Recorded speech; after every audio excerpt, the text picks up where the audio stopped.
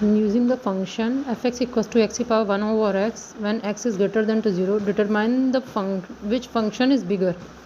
Okay, by using this function x power 1 over x, we have to determine e power y and pi power e. Who is bigger? Now, let fx equals to x power 1 over x. Let us take it as first equation.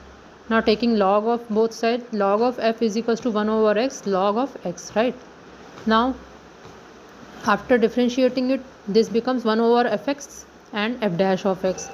This is the product rule. Because of this is in product, 1 over x, this is 1 over x and log of x. So the product rule on differentiation is 1 over x square minus 1 over x square log of x, right? Because of this is 1 over x, log x is equals to 1 over x. So it becomes 1 over x square, and this is 1 over x square log x.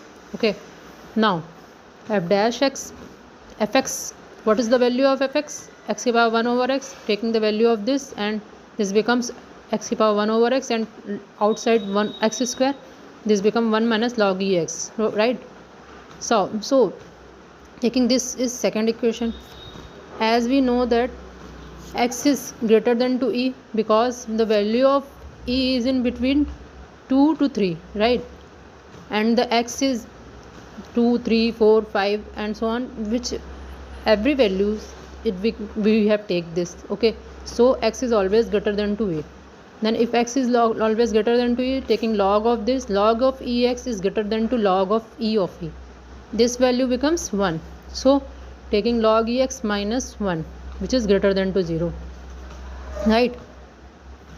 This value is greater than to 0. F dash x, if it is greater than to 0, then f dash x is less than to 0, because it is 1 minus log ex, it is log ex minus 1.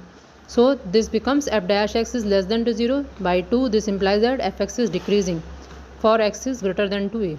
For x is greater than to e, fx is decreasing. It means that when we take x equals to pi, then pi is greater than to e, and f of pi is less than to f of e, and pi ki power 1 over e is 1 over pi is less than to e ki power 1 over e. Taking pi both side, this becomes this, and this is the e ki power y is greater than to pi power e.